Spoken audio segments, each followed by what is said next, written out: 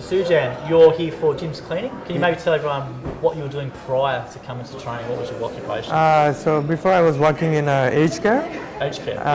in a dining room. So we have to basically serve the food and make sure they have a right food consistency and the dietary need and all that stuff. Yeah. So what made you take the step to actually go from being an employee to actually saying, right, I want to do something different? So basically I just moved to Tasmania right now, and it's very challenging to find job there.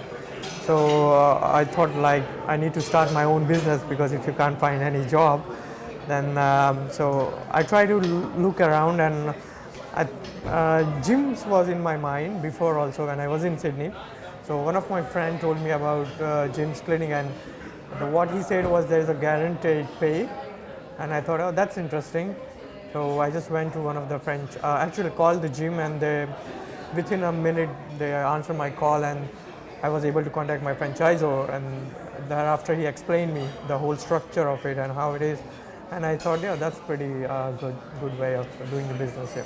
So how are you finding the training now when you've come down? Obviously you're told about it, everything, oh, it's going to be good, but you're actually now a part of it. How are you finding the training course and the presenters and all that sort of stuff? So actually training was pretty good, especially today, because it's much more fresh right now. So you obviously you have some doubt, right? If you want to start your business, you're nervous and all that.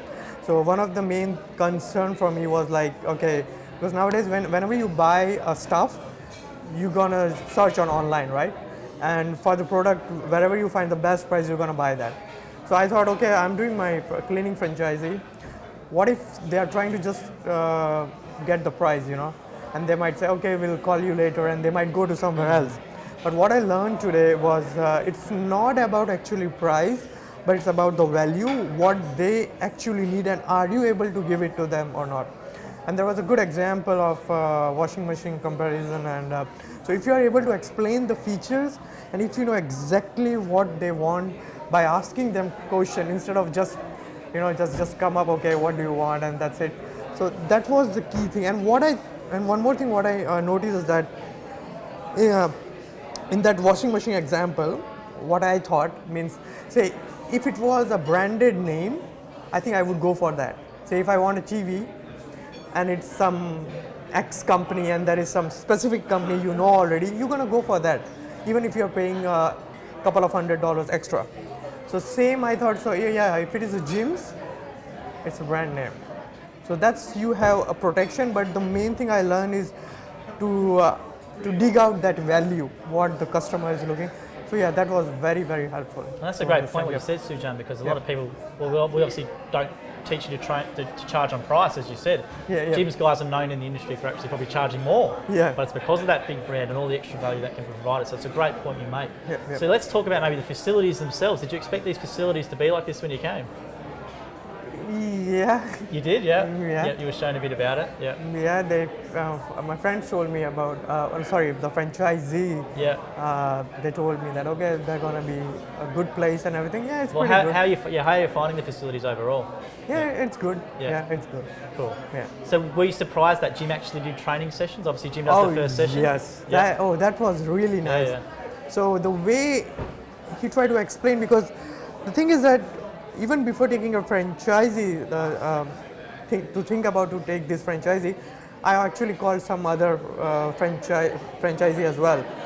And the interesting thing was their structure is very different.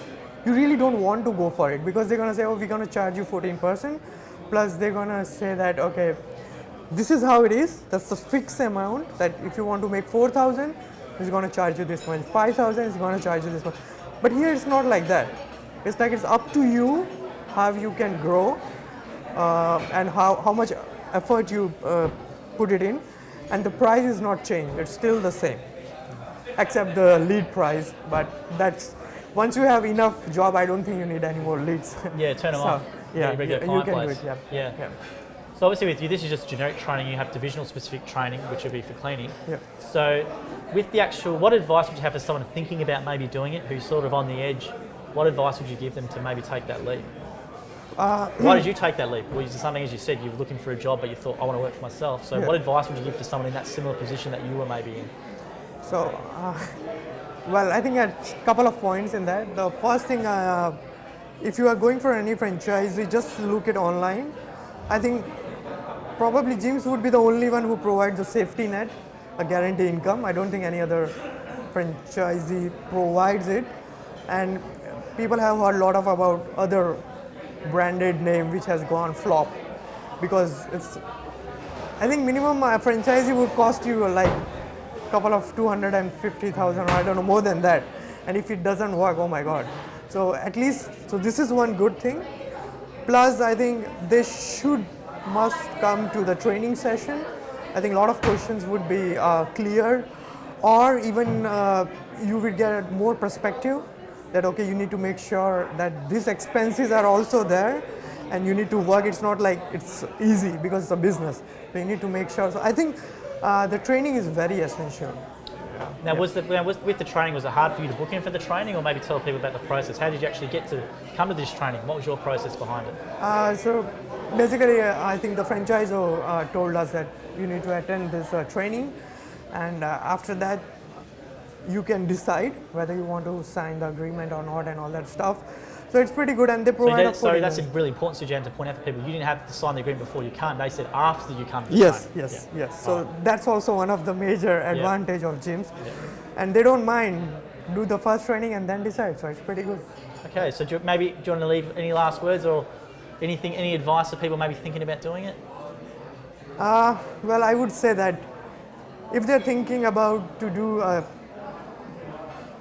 some cleaning franchisee or about gyms, I think they should definitely give us a go and have experience and then decide it.